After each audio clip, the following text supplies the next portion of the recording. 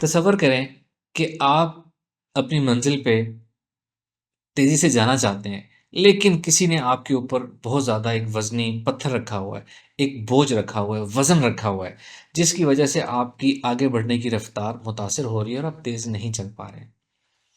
ایسا ہی ہم سب کے ساتھ زندگی میں ہوتا ہے۔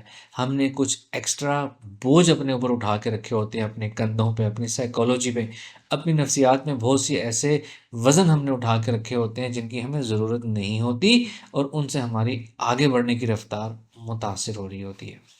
بالکل ایک ایسی ہی چیز ہے، ایک ایسا بوجھ ہے جو ہم لوگ اپنے سینوں میں اٹھا کے رکھتے ہیں، اس کو سنبھال کے رکھتے ہیں، دفن کر کے رکھتے ہیں۔ بلکہ میں اس کو بوجھ نہیں، میں اس کو زہر کہوں گا۔ اور یہ ہوتا ہے جس کو کینہ کہا جاتا ہے، جس کو جیلسی، حسد کہا جاتا ہے، دوسروں سے بدلہ لینے کی خواہش، اس کو کینہ کہتے ہیں۔ یہ ایک ایسا زہر ہے جو آپ نے رکھا تو دوسروں کے لیے ہوا ہے، لیکن رکھا آپ نے اپنے سینے کے اندر ہوا ہے، آپ ہی کو اندر سے جلا رہا ہے اور آپ ہی کو اندر سے برباد کر رہا ہے۔ اکثر لوگ یہ کہتے ہیں، کسی نے کوئی ان کے ساتھ برا کر دیا تو وہ کہتے ہیں کہ جی میں اس شخص کو کبھی معاف نہیں کروں گا، اور دل میں یہ تمنا زندہ رکھتے ہیں کہ جی میں اس کو معاف نہیں کروں گا۔ ان کے ذہن میں یہ ہوتا ہے کہ میں اس کو معاف نہیں کروں گا تو میری اس سوچ کی وجہ سے اس کے ساتھ کچھ برا ہو جائے گا۔ ایسا ہو سکتا ہے اگر آپ کی سوچ اتنی بڑی اسٹرانگ ہے، اگر آپ کوئی اللہ کے بہت قریبی دوست ہیں، اللہ کے ولی ہیں، تو آپ کے سوچنے سے ایسا ہو سکتا ہے۔ اگر آپ مینیفسٹیشن کے ماہر ہیں تو آپ کے ایسا سوچنے سے ایسا ہو سکتا ہے۔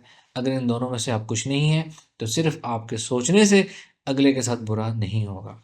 جو اللہ تعالیٰ نے وعدہ کیا ہے کہ برے کا بدلہ برا، وہ اگلے جہاں میں اجر ملے گا، بدلہ ملے گا۔ اس جہاں میں اللہ نے یہ وعدہ نہیں کیا۔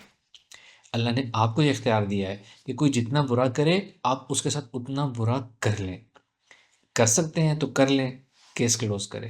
نہیں کر سکتے، معاف بھی نہیں کر سکتے، تو اس دنیا کے لیے بھول جائیں، اللہ تعالیٰ سے کہیں کہ اگلے جہاں میں اس کی نیکیاں مجھے دے دینا، اور اس جہاں میں بے فکر ہو جائیں، اس بات سے اپنا سینہ خالی کر لیں، اس کے بارے میں سوچنا چھوڑ دیں، یہ خواہش چھوڑ دیں کہ اس کے ساتھ کچھ برا ہو جائے اس دنیا میں۔ یہ خواہش پوری نہیں ہوتی، ہمیں تکلیف دیتی رہتی ہے۔ اس کو ہم کینہ کہتے ہیں۔